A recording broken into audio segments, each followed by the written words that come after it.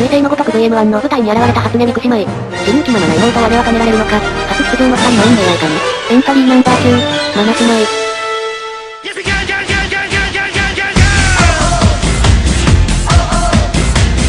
どうも、マナ姉妹です。名前だけでも覚えて帰ってくださいね。実は私将来の夢があるんですが、幼稚園の先生になりたいと思ってるんですよ。確かに女性が憧れる職業の一つですよね。じゃあ、そうなりたいっていう理由はあるんですか？同僚の先生や園児のお父さんたちと仲良くなって、周りとの関係も大切ですね。その中から私の未来の旦那様を見つけて玉の星に塗るためです。生々しい理由だなおい。そんな理由で先生が務まるとはとても思えないんですけど、大丈夫ですよ。自信ありますもん。なんだったら私が思い描く先生のイメージを聞いてもらえませんか？まあいいですよ。先生になった私は、初音幼稚園というところで年中クラスの恵みを受け持っているんです。そんな初音先生の朝は、子供たちを迎えるところから始まります。じゃあ、通園してきた子供たちにはどう対応します？例えば、初音先生、おはようございますって言われたら、そのテンションはちょっと、引かないでよ。私だって一生懸命やってるんだから。それで、先生はどう答えるの？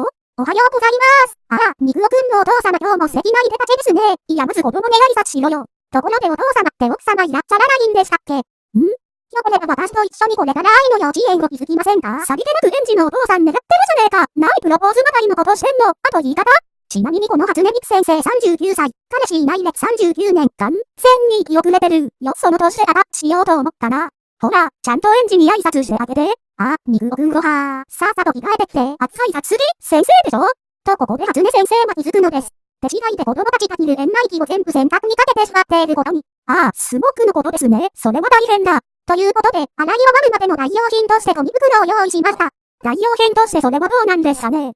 まあ確かに世の中にはゴミ袋ばっかもありますけど、ちなみにとっさに思いついたのでただかぶせただけです。頭と手を出す穴開けてないの？それじゃあ代用の意味ないじゃない。で、口を座って可燃ゴミとして出します。いやいや出さない。どうしてすら使ってもらえないのかよ。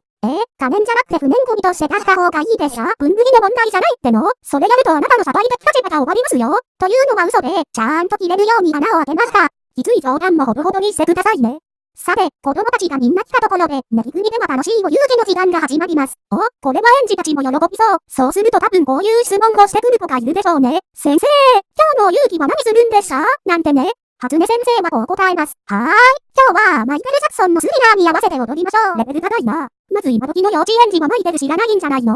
英語の歌詞の部分もちゃんと覚えるんですよ。無理言うなよ5歳くらいの子供に。まずは先生のお手本です。コービススリーラー、スリーラーナー、ストップストップ。お手本ならちゃんと歌わないとダメだろ。音すぎてもはや滅びる歌だよ。初音先生はこの曲さびさ知らないのでなおさらダメじゃん。もっと簡単な曲にしたらどうですか？じゃあミクミキ戦に注意に合わせてのお遊戯はどうでしょう？なんだ、可愛らしい曲の選択もできるじゃないですか。悪くないと思いますよ。まず振り付けと歌詞を覚えさせます。プロジェクトディーバセカンドの PV モードを見せてゲームをそういう用途に使わないの？確かにセカンドに入ってるけど、そして30分程度でみんな踊れるようになったところで、それで覚えられる園児たちもすごいな。初音先生は思うのです。これを遊戯だけで済ますのはもったいない。もっと公の場に広めるべきでは？と。なんです？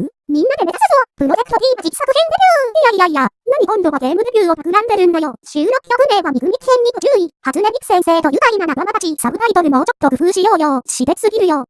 そのために新しくメロディーと歌部分を用意せー。私やっぱりボカロ P 目指してみようかな。幼稚園の先生の話はどこ行ったの？理由はただ一つ。デビュー曲をヒットさせてお金を稼ぎウハウハにいたから生々しいって理由が夢にすぎるよ。そして有名となった私はとある男性のボカロ P と素敵な出会いを果たしそのまま玉の星に結局そこに気づくのかよ。いい加減にしなさい。どうもありがとうございました。バイバーイ。